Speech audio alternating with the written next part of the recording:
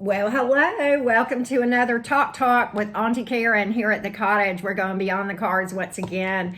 This may be a little bit shorter than some of my talks, but we're going to talk about advice, taking advice, free advice. There is advice all over the internet, on YouTube, on Facebook, on Instagram, on Twitter. I mean, in the stores, you pass by a stranger on the street, your friend has advice, the coworker, your boss, your mom, your dad, your sister, your brother. There is so much advice out there. So how do you know whose advice to take? Well, I'm going to give you the tips that have helped me.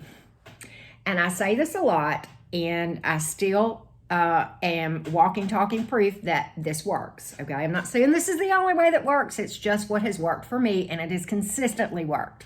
And the more I do it, the better off I get, okay? Now, you look at the results of a person giving you the advice. If you want to become if you want to change your behavior, I'm going to use different examples.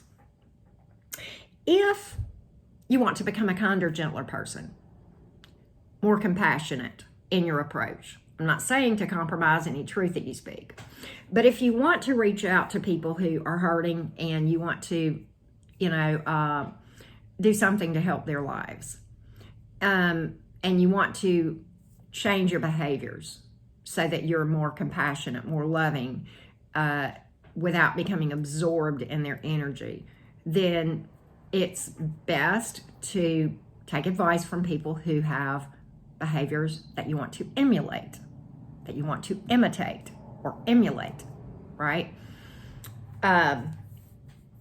If you want to be a bitch, emulate a bitch, okay?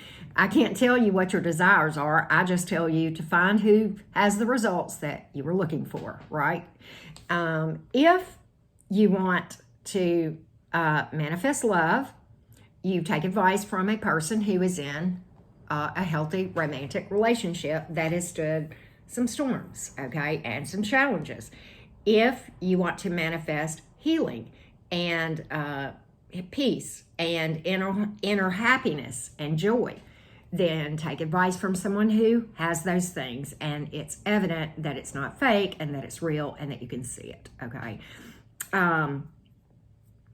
If you want to manifest money, clearly you take advice from somebody who is an expert.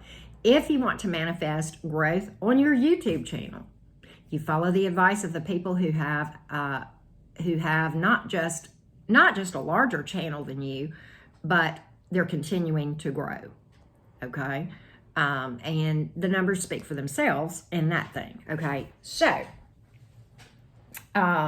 you look at how people carry themselves. If this is if you're trying to emulate behaviors, okay, do they act as if they have self-respect? Do they carry themselves? And I'm not saying that people have to be, I'm not in the moral police. It's not that at all. But, you can tell when somebody is coming from a high vibrational place or if they're just, whatever the case may be, right? If they're low vibing, okay? And some of that comes over time. I guarantee you. That has been my experience myself. But you look at people, can folks navigate tough times? If folks don't have the ability to navigate shifting energies and, being haunted by dreams of their ex and all this sort of thing, and they get caught up in all of that, and you want to be able to navigate those things, that's not the person for you to take advice from, okay? Are they focused on a higher vision, spirituality, ascension, coming to consciousness? Or are they more caught up in the 3D real world minutia? Okay, yes, it's important. We're all concerned about romance and love and money, but at the end of the day, that's not really what's important.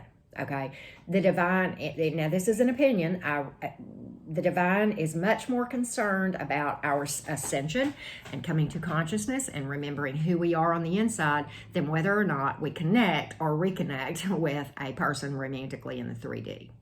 Okay, that is the number one priority that the divine would like to see. I really feel that very strongly in my soul. That resonates with me. Okay, and anything that gets in the way of that, I can guarantee you the divine will find a way to remove it via towers sometimes, right? That's why towers are divine intervention.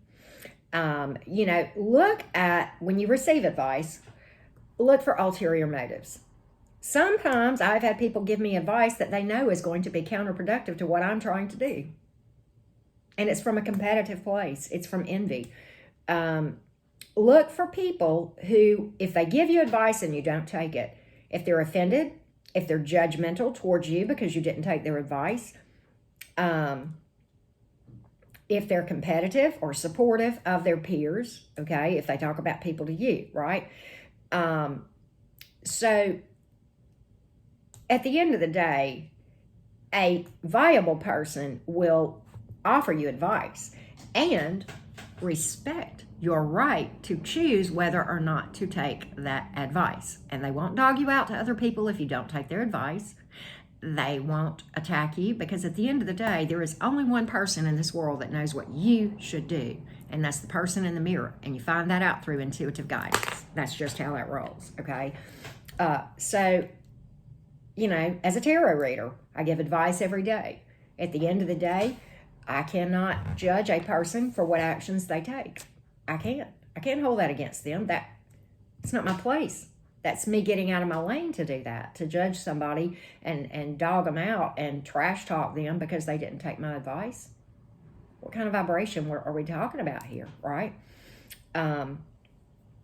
So yeah, those are the things that you look for when you receive advice, okay? You look for those types of behaviors, how they carry themselves, whether or not they're going to be judgmental.